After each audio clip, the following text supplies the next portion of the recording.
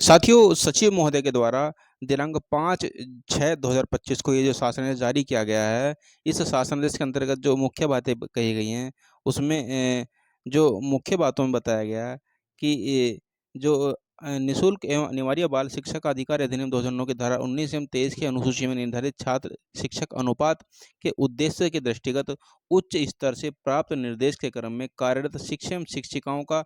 तर्कसंगत परिनियोजन rational development हेतु निम्नवत जो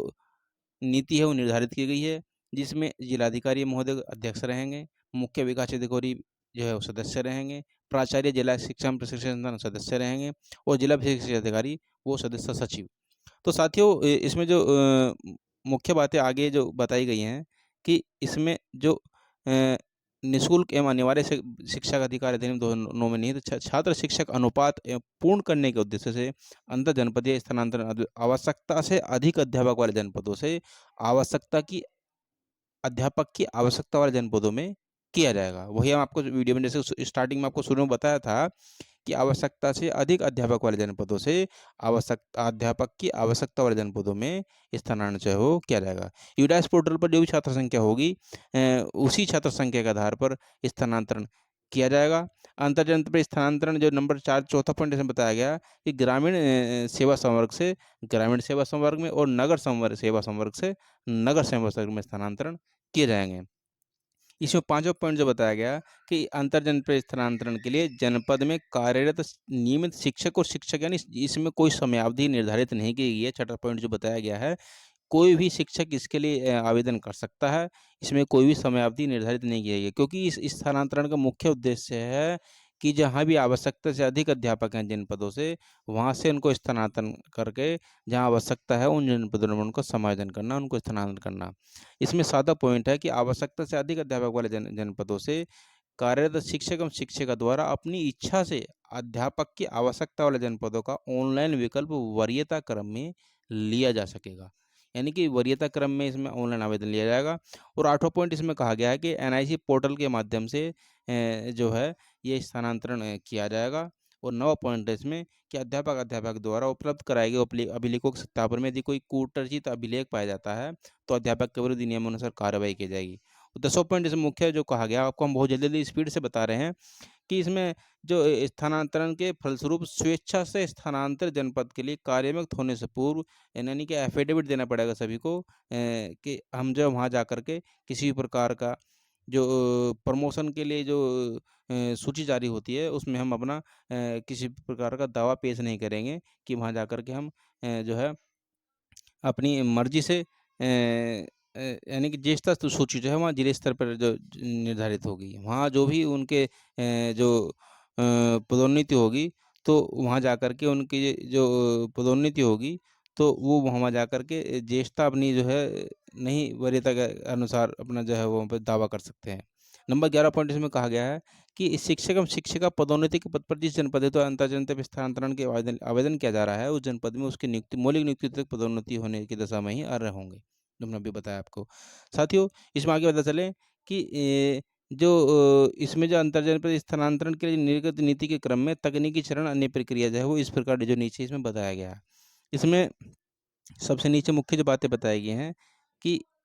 जो जिला विशेष अधिकारी द्वारा सत्यापन ऑनलाइन आवेदन पत्रों के क्रम में यानी कि जो जिन आवेदन पत्रों को जिला विशेष अधिकारियों के द्वारा सत्यापित किया जाएगा और विकल्प के आधार पर उन्हीं जनपदों से जो है उन्हीं अध्यापकों का स्थानांतरण किया जाएगा। शिक्षक शिक्षिकाओं द्वारा ऑनलाइन आवेदन किया जाएगा जिसे बीएससी महोदय के द्वारा जो सत्यापित किया जाएगा। उसके पश्चात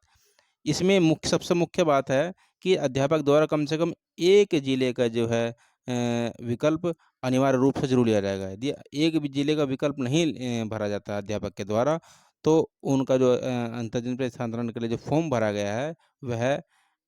मान्य नहीं होगा। यानी कि कम से कम एक जिला तो उनको विकल्प के लिए देना ही पड़ेगा। और यह जो स्थानांतरण है वो शिक्षक एवं शिक्षा की वरिष्ठता के आधार पर उनके द्वारा स्वेच्छा से दिए गए जनपद के विकल्प के आधार पर ऑनलाइन प्रदर्शित रिक्तियों के सापेक्ष स्थानांतरित किया जाएगा। समय सारणी जो इसमें निर्धारित की गई है, समय सारणी है इसमें कि यूडाइस पोर्टल पर उपलब्ध छात्र संख्या के आधार पर निःशुल्क एवं अनिवार्य शिक्षा का अधिकार देने दोनों के मानकों के आधार पर छात्र शिक्षक अनुपात की गणना करते हुए शिक्षक शिक्षिकाओं की आवश्यकता वाले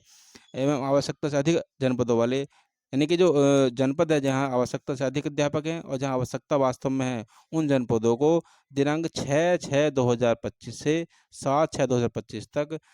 प्रदर्शित किया जाएगा। यानी 6 जून 2025 से 7 जून 2025 तक उन जनपदों को पोर्टल पर प्रदर्शित किया जाएगा। उसके अलावा ऑनलाइन आवेदन जो है वो 9/6/2025 से, यानी कि 9 जून 2025 से 12 जून 2025 तक ऑनलाइन आवेदन लिए जाएंगे। उसके अलावा 9 जून 2025 से 13 जून 2025 तक ही जो अध्यापक इसमें जो ऑनलाइन आवेदन करेंगे, उनको बीएसए आदेश